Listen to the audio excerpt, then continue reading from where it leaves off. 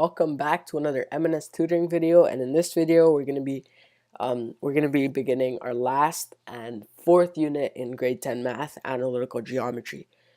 So in this video, we're gonna be learning one of the bases of this unit in grade 10 math, and we're gonna be learning how to convert between degrees and radians. So first of all, what is degrees and what are radians? Well, radians is just another way of measuring angles.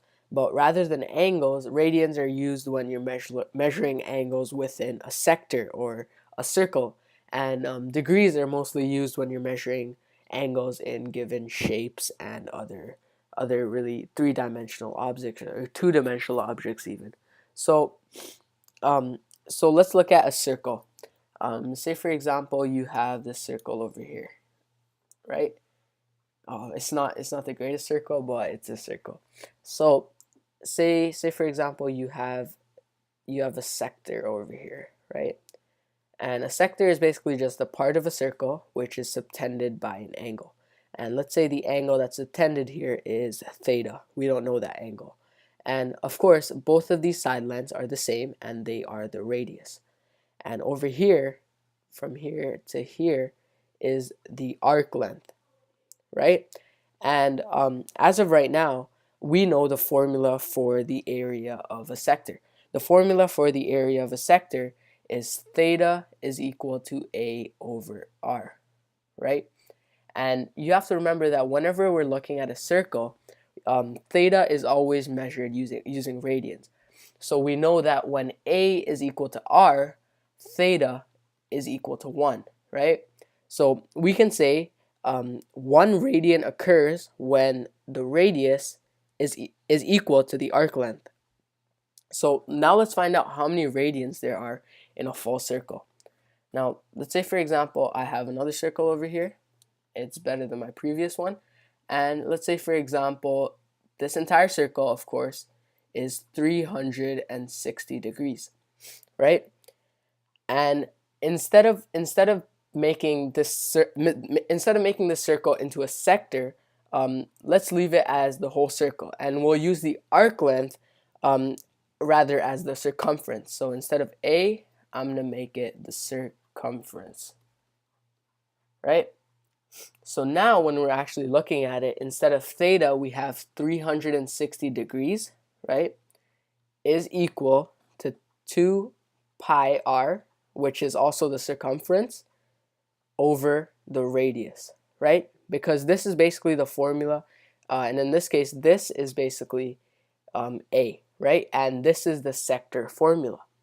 So when we simplify this even further, we get 360 degrees is equal to 2 pi, right?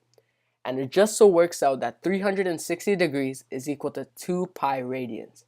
So we can say that 180 degrees is equal to pi radians. So that's the conversion between radians and degrees. So now how can we convert between these two widely different units of measuring angles? Well, think about it like this. If 1 radian is equal to 180 over pi, right? Since 180 degrees is equal to pi radians, 1 radian has to be 180 over pi radians, right? Sorry, 180 over pi degrees, right? We know that all you have to do when you're converting between radians and pi is you have to multiply the amount of radians. Say it's 3 radians, right? You have 3 radians. All you have to do is you have to multiply 3 radians by 180 over pi to get how many ever degrees it is, right? And in this case, say for example you have the amount of degrees. You have 180 degrees, right? To get the amount of radians it is, all you have to do is multiply it by pi over 180, right? It's really that simple. And without a doubt, you should get pi radians. And we know that's true because 180 degrees is equal to pi radians, right? As we clarified that above over here already. So again, that's how you convert between radians and degrees. It's actually fairly quite simple. After you understand the concept, you'll really be more clarified as to how you convert and why it really makes sense. If you have any comments or concerns, guys, please feel free to leave it down in the comment section below. Other than that, thanks for watching, guys.